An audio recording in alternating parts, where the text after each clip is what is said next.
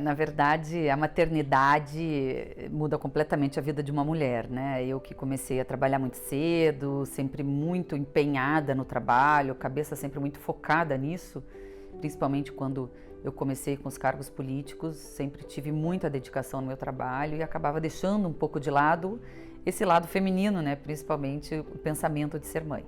Mas eu já vinha nessa tentativa com o Ângelo, meu marido, desde que nós nos casamos em 2017, então eu já estava numa espera aí, né, de pelo menos 2 ou 3 anos, quando veio então essa gravidez do Vitório. Na verdade, a gente tinha tido uma gravidez inicial que não tinha sido bem sucedida e logo em seguida acabou então acontecendo a gravidez do Vitório. Foi uma gravidez bastante temida no início, né?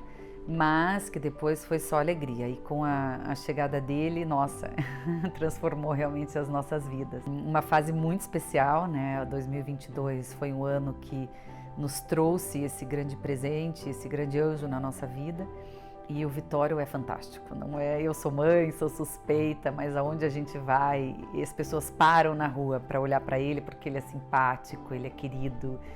Ele é, nossa, não tenho palavras para descrever, assim, a gente tem uma alegria que antes a gente nunca tinha provado, né, que é o amor por um filho. Então a maternidade transformou realmente a minha vida e acho que inclusive muda a visão política, né, a nossa visão de muitas coisas acabam ficando muito mais coloridas e muito mais afetuosas.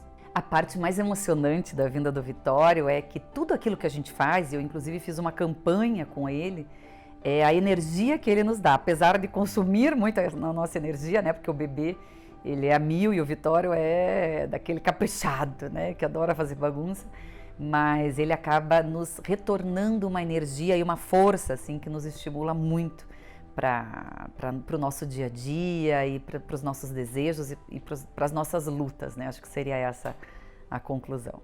O lançamento de um livro, eu acho que muita gente se sente realizado com isso, né? Aquela história, tem que publicar um livro, tem que plantar uma árvore, tem que ter um filho. Então, 2022 para mim foi muito completo nesse sentido, inclusive com a apresentação desse livro, que era um livro já que eu tinha trabalhado neste tema há muitos anos, no meu mestrado na Universidade de Roma, que foi esse mestrado que eu, enfim, me apaixonei pelo direito romano, pelo sistema jurídico romanístico, e é onde a gente trabalha essa questão da jurisdição supranacional, que é a gente tratar um pouco de como a União Europeia trata as questões jurídicas, conflitos entre privados de países diferentes e como tem uma justiça superior que possa dar orientações, né, no sentido de países que tenham as suas próprias legislações, que não é fácil. E isso era um modelo do que poderia ser aplicado aqui no Mercosul e que até hoje não foi, enfim, colocado em questão. Então, inclusive é um dos motivos pelo qual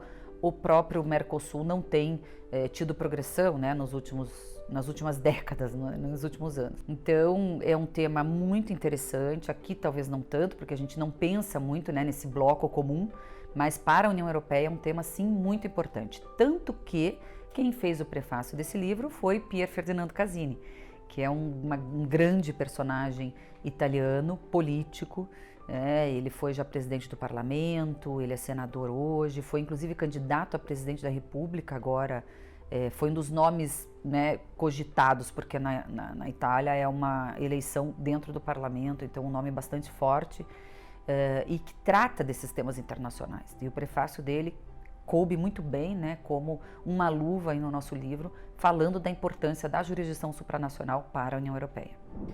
Eu, fazendo uma retrospectiva aí do lançamento da Mozzarella Arte, não só deste ano, mas já em 2018, quando nós criamos a Mozzarella Arte, né, ficamos alguns anos trabalhando nesse projeto, eu junto com o Ângelo, meu marido, o Ricardo, meu irmão, justamente porque a minha ideia, eu estava em mandato como deputada do parlamento italiano, mas eu sempre quis ter uma experiência privada. Eu já também advogada com escritório, mas uma experiência de empresária, enfim, de gestão mesmo empresarial. E a ideia surgiu com isso, porque o Ângelo já tinha aberto esta empresa lá na Europa, então a gente acabou trazendo essa experiência para Curitiba, passamos por vários processos de testes até que a inauguramos e deu muito certo. E dando certo, sendo um produto muito inédito e muito exclusivo aqui no Brasil, pensamos na hipótese de Balneário Camboriú, Santa Catarina, um estado muito querido, com uma presença italiana importantíssima. A gente sabe disso, né? É a comunidade italiana mais ativa do Brasil, então para nós é muito legal ir a Camboriú, onde concentra esse público, tanto de Santa Catarina quanto do Paraná. Claro, do Brasil todo, né? Mas concentra desses dois estados. E concentrando a população desses dois estados, acaba já conhecendo a marca Mozzarella Arte e tendo muito essa afinidade com a gastronomia italiana. E a burrata, a gente sabe, é um produto que é moda, é tendência em todas as mesas, né? E no mundo todo, inclusive. Então, a nossa produção artesanal foi inaugurada também em Balneário Camboriú e isso tem tido aí um efeito bastante interessante a nível de Brasil e que a gente vai ver agora na próxima temporada. Mas é uma satisfação muito grande conseguir essa ampliação, né? Um passo grande aí para a gente poder projetar nossa empresa em outros pontos do Brasil. Experiência fantástica, né, no ponto de vista de gestão. Veja, 2022 não era esperado uma convocação das eleições italianas, né? Ela estava prevista para o início de 2023, mas tivemos aí causas bastante pontuais com relação aos grandes financiamentos da União Europeia para a Itália, e onde parte da maioria que compunha um governo técnico, o governo de Mário Draghi, que já era o terceiro governo dessa legislatura, acabou não concordando com vários decretos justamente de orientação e de encaminhamento, destinação desses recursos vindo da União Europeia. Então foram decretos bastante importantes, né, para a destinação desses recursos e que parte da maioria do Movimento 5 Estrelas, não concordando com alguns aspectos, acabou votando contrário a essa proposta do governo italiano e, obviamente, isso esvaziando o governo. Primeiro-ministro Mário Draghi pede demissão. Isso em 24 horas.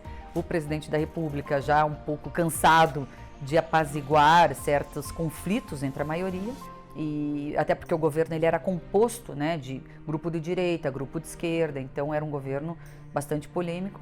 O presidente da República, então, acabou convocando as eleições. Uma eleição muito rápida, em agosto, inclusive, que é um período de verão na Itália, né, onde as pessoas não estavam nem um pouco esperando uma campanha eleitoral, mas foi, enfim, a solução ideal para que, no final de 2022, o novo parlamento já pudesse cuidar, né, desses recursos chegando da União Europeia e também votar a Legge di Bilancio, que é a lei orçamentária. A decisão de ser candidata a deputada, veja, foi um momento difícil, porque existiu, né, agora na legislatura passada, o corte do número de parlamentares. Então, o parlamento italiano foi diminuído em 1/3 do número de parlamentares, tanto deputados quanto senadores.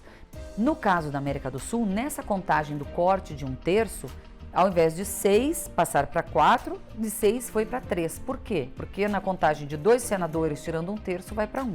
E na contagem de 4 deputados, tirando 1/3 vai para 2. Então, foi uma população muito prejudicada, os italianos da América do Sul tendo um número de vagas muito pequenos, né? E uma composição difícil em termos de grupos políticos, né? Não tem um trabalho permanente aqui na América do Sul, os grupos muito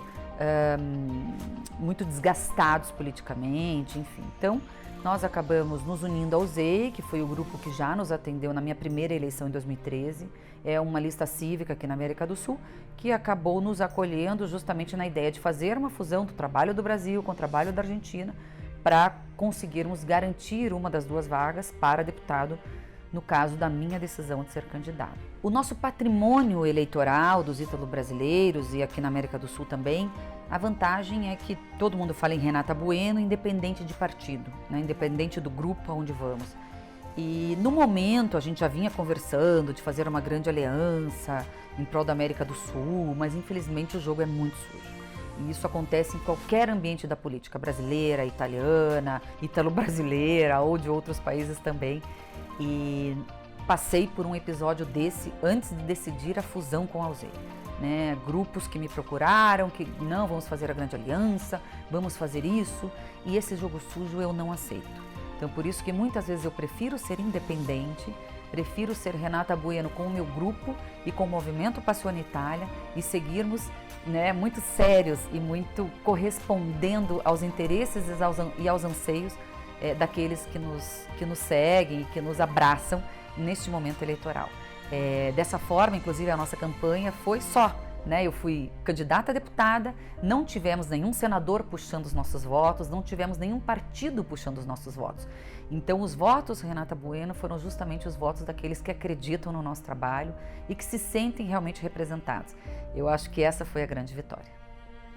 O resultado eleitoral, olha, a gente sabia da dificuldade, né, numa eleição com pouquíssimas vagas, enfim, sempre uma eleição sem recurso, uma campanha rápida, mas nós fizemos uma votação bastante interessante, apesar de não conseguirmos garantir a vaga. Como eu disse, a ideia era ter feito a fusão pela somatória dos votos, que a gente garantisse uma vaga para deputado, mas nós não conseguimos garantir a vaga, porque o grupo da Argentina talvez não conseguiu alcançar o seu objetivo, porque eu acho que a nossa parte Brasil conseguiu muito garantir aí um resultado incrível, que foi maior votação aqui da história, principalmente no Brasil, né?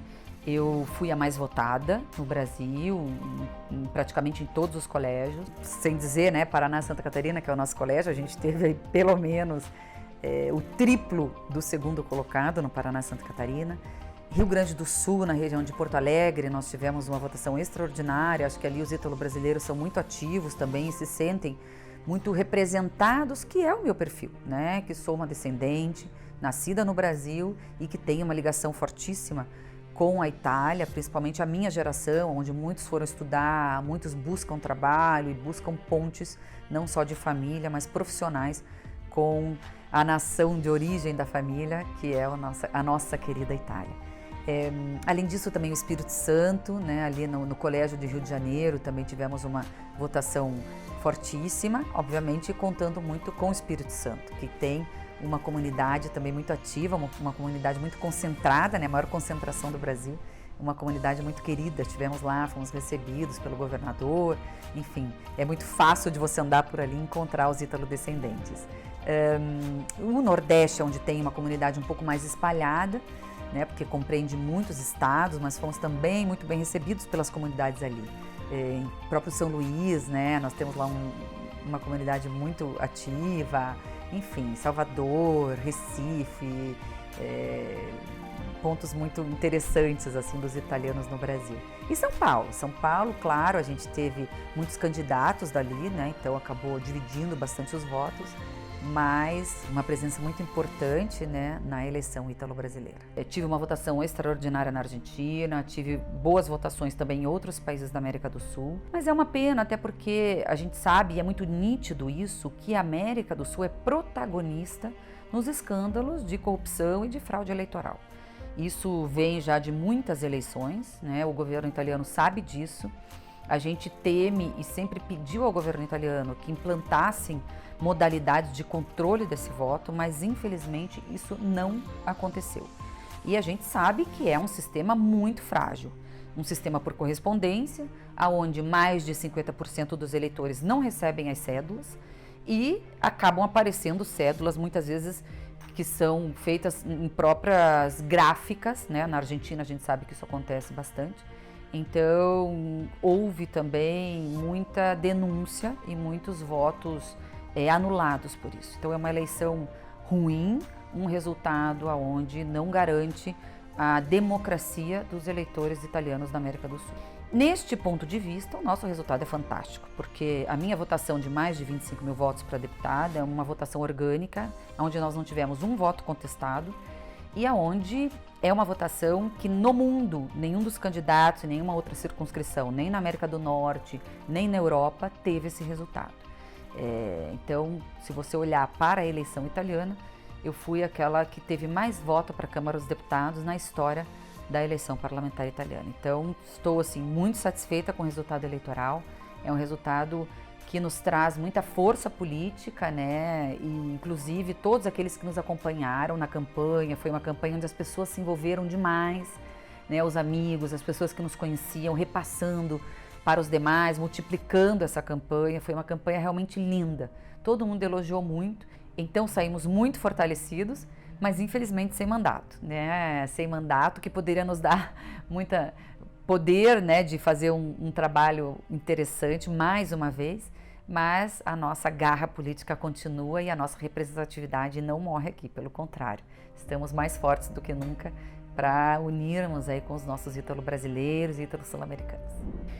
Então, como eu disse, a América do Sul, infelizmente, é protagonista nesse cenário, né? A Itália tem um sistema para a eleição dos italianos no exterior muito frágil, que é esse sistema por correspondência. Inclusive, essa será a nossa luta a partir de agora, de propor uma nova modalidade de voto, o que todo mundo já insistiu, mas vamos iniciar com um projeto bastante interessante através de uma petição online, onde a gente vai pedir a todos aqueles que se sentem desonrados com esse sistema de voto, né, para que nos ajudem a dar força para falarmos com o governo italiano e tentarmos essa mudança para a próxima eleição. A gente sabe que a fraude é nítida, mas infelizmente não temos como buscar provas disso, né? Então, mudando o sistema, a gente acaba conseguindo garantir um pouco mais a legitimidade do voto e principalmente o resultado democrático, que eu acho que é o que todos querem. Inclusive, na apuração dos votos foi muito claro isso, né? Onde cédulas claramente falsificadas, onde eram de cor diferente, onde estavam escritos de forma errada, né, o cargo, enfim, nome de vários candidatos, não só do San Gregório, que é da minha lista, mas de outros candidatos também. Só que isso, enfim, no meu ponto de vista, eu não incrimino ninguém enquanto a justiça não diz a realidade. Porque eu não acho que ninguém seria tão burro, né, de fraudar o sistema nesse sentido. Eu acho que isso acaba sendo muito mais ameaça de outros grupos políticos para desviar foco de fraude eleitoral do que efetivamente alguém que tenha feito para si esta fraude. Esse é o meu ponto de vista, insisto. Todo mundo acusa o Zey, acusa a Maia, acusa, enfim, mas eu acho que todos têm um pouco de envolvimento nisso, infelizmente, porque o sistema é muito fácil de ser fraudado.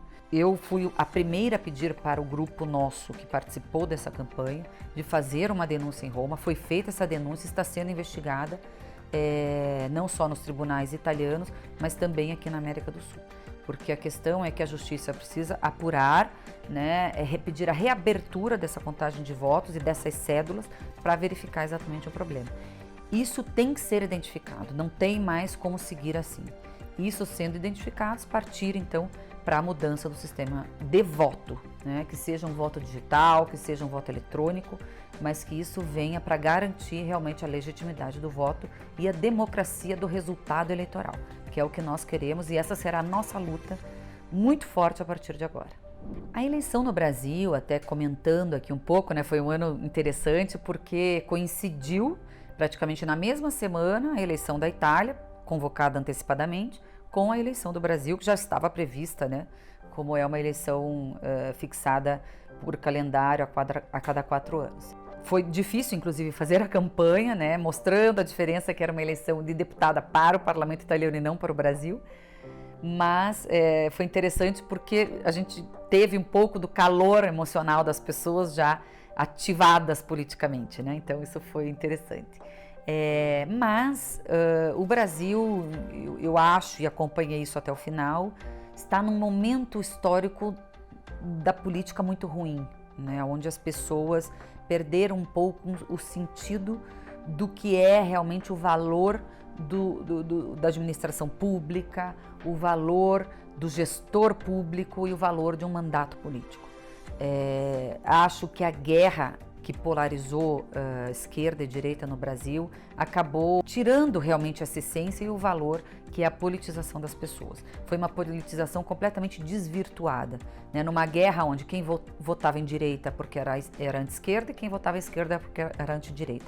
Ninguém vota e ninguém abraça a causa de um candidato justamente porque acredita num programa eleitoral ou porque acredita num programa a longo prazo para o Brasil. Esse é o meu ponto de vista, né, num sentido muito claro e muito transparente e sem medo, né, porque as pessoas acabaram entrando numa guerra e acho que isso não faz bem para o Brasil, pelo contrário. Nós precisamos de união e de muita credibilidade para acabar com as grandes corrupções e com as grandes loucuras que vêm sendo colocadas aí à frente do nosso país. Acredito muito no Brasil. O Brasil é um país que o mundo inteiro espera, né, um sucesso, enfim, espera um crescimento e tem um respeito, inclusive, né, pela nação brasileira. mas ela tem que condizer a este nível de respeito. E isso se dá pela política, que é a grande representação da população brasileira. Então, precisamos amenizar esses calores políticos e pensar naquilo que realmente conta para um país e para os brasileiros crescerem juntos. Nós tivemos o meu pai, claro, participando, até foi uma dificuldade enorme, né, onde eu não pude contribuir muito para a campanha dele, coisa que eu faço há mais de 30 anos da minha vida, né? Comecei na política justamente coordenando as campanhas dele, participando desde muito pequena, né? Fazendo os meus discursos em palanques, meus comícios, e nem ele pôde me ajudar, então foi realmente difícil, né? A gente ter que se dividir nesse momento. E ele acabou não sendo eleito também, né, depois de tantos anos e de tantos mandatos. E a gente avaliou essa eleição como uma questão que, justamente pela grande polarização, quem era independente e quem era autônomo, como ele e outras figuras importantes da política brasileira, acabaram não sendo eleitos justamente porque as pessoas estavam numa guerra tão grande que acabaram levando sempre pelo lado A ou pelo lado B. Mas eu queria deixar aqui, né, o meu depoimento, o meu grande testemunho, né, de quem foi Rubens Bueno, que foi meu grande mestre político, e independente de tudo que ele construiu por esse país, eu acho que é uma história que fica, e acho que é uma história que precisa ser retribuída, né, por outros políticos que estão chegando. Eu acho que as novas gerações que sejam muito bem-vindas, eu acho que a política também precisa da renovação, mas que sigam bons exemplos. E com certeza Rubens Bueno é um bom exemplo, não só para mim, mas para todos aqueles que estão chegando.